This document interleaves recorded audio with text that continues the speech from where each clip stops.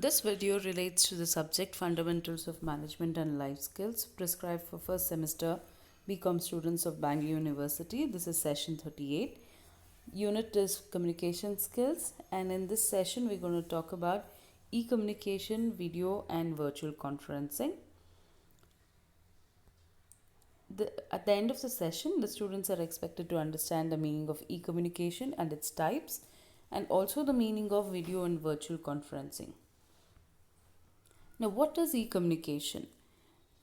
More so in these times where we are going through this pandemic of COVID, it has become very, very vital that we start using e-communication, and e-communication has been very widely utilized by everybody in order to communicate with others. So, what exactly is e-communication?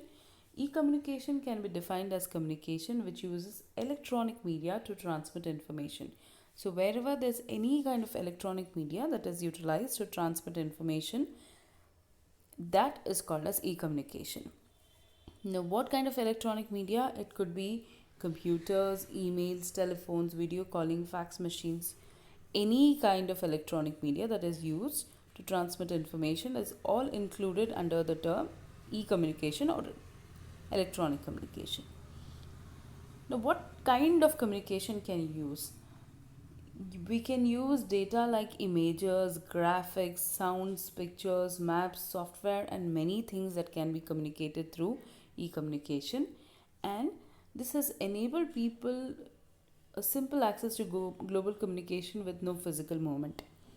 In fact, as I was earlier telling you, in times of pandemic where people could not move away from their houses, e-communication was the one major connecting criteria that people had with other people, and even employees had with their organizations. They could sit at the vicinity of their houses and still could complete their job with the help of e-communication. Even students could not go to schools and colleges.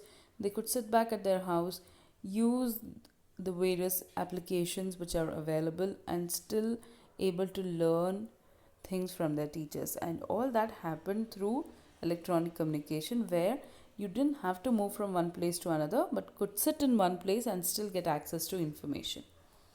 Now, what are the different types of e-communication? E-communication are in different types. It could be messaging, email, social networks, blogging and microblogging, podcasting, information and media sharing sites.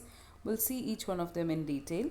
Now, what is messaging? Messaging is a type of communication which allows people to interact with others who are far away. Now, this is possible due to the use of technology and internet. The different types of messengers which are available, which includes Skype, Windows Live, Gmail, etc. Now, you must be wondering what is Gmail messaging. In Gmail also you have an option where you could message people. So, different types of messagings that could be available. Then email, another instantaneous medium of written communication where you could send written information via computer connected networks or computer connections or network. It's an easy communication link among executives and employees, transcending hierarchical barriers, and also has facilitated them to work at home.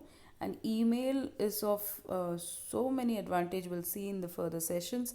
You could send one information to a lot of people with just a click of a button. So it's very, very simple kind of an information and easy access to information all over the world.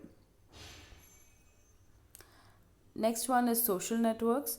They enable individual and organizational members to form connections and share information. This is a group of people who come together. They have a connection. They share certain information which is available. There are three types of such information. One is public or general purpose networks like Facebook or Instagrams and so on, where you can connect to anybody whom you want, and there's no purpose behind it. You just have a connection with people, or even Telegram or WhatsApp and so on. They could be public or specialized networks like LinkedIn, which have a specific purpose. In LinkedIn, you have professionals who come together in order to share information, or there could be private networks which are created by some companies for their internal use. What is blogging? This is the age of blogging and microblogging where people are very involved in blogs. What are blogs? Blogs are nothing but your online journals. Okay, just like you have a journal which is open where you can convey information uh, through printed material. This is an online journal where you can convey information through online journals, which is through blogs. They're easy to personalize and update than conventional website. Website maintenance is a little difficult. They are a little difficult to do it, but blogs are easy. They can be personalized, they can be constantly updated on the move, and it's very easy. Then they've become a major source of information for consumers and professionals. So, whoever wants to get whatever information, it's easier to find out through blogs. Microblogs are messages that are sharply restricted to specific character counts. These are also blogs. These are also blogs, but they have specific character counts like Twitter. You have certain characters. It's limited to the number of characters. You can't type more than that. Those many characters like Twitter. What is podcasting? Podcasting is the process of recording audio or video files and distributing them online. So, podcast is a method through which you can record things like audio or a video and distribute them online.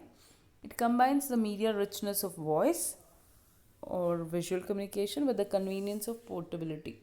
So, you can stay anywhere and you can still watch watch the video or a communication, and the voice quality will still be good and the visual communication will still be good. This is very useful for training. It also offers free previews of seminars and training classes. Then there are also information and media sharing sites like user generated content sites. That is, you have the users themselves generate contents and upload it like YouTube or Flickr. So, what you can do in YouTube, you can generate your own content and then put it onto the YouTube. Same thing with Flickr and so on. Then there are media curation sites. Media curation sites are sites where somebody who has expert knowledge in a particular field collects and publishes material on a particular topic, like Pinterest or Scoop. Pinterest, if you see, if you have any information pertaining to one particular subject, you have specialists who collect information relating to it and they keep posting it for your reference. That is Pinterest or Scoop. Then it could be a community question answer sites where you could ask questions, you could ask your queries and get answers from people, something like Quora or a Yahoo, get satisfaction, etc. Then there is video conferencing. Now, what is video conferencing? Became very popular during pandemic. You could see that most of your meetings for corporates are going through video conferencing, and you see the chief minister and the prime minister having a video conference every other day relating to everything. So, video conference is a technology that allows users in different locations to hold face-to-face meeting. It enables you to have a face-to-face meeting, but you're still staying in different locations. So, it gives you the benefits of face-to-face meetings, still staying in different physical places. It's convenient for business users in different cities or even different countries because it saves time, expense, and hassles associated with business travel. So, you don't have to travel to places to get to a meeting. You can stay in one place and still have the convenience of meeting each other and talking to each other. So, business which has place of work in different places where you want people to come together from different places to have a meeting, it saves a lot of time, energy, and money as well through video conferencing. Can be used for companies, meetings, job training sessions, or addressing board members.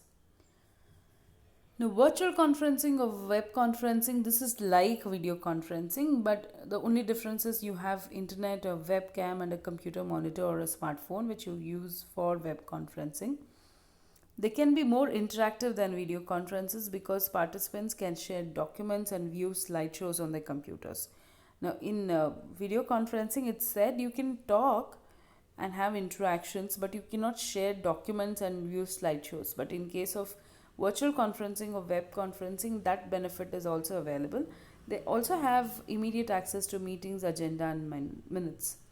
So these are the different kinds of electronic communication medias that is available, which is which has to be effectively utilized in this modern era in order to save a lot of time and energy and money. And even in times of emergencies like this, where there are pandemics that you're suffering from, where people cannot connect with each other, e communication becomes a very, very major source of communication.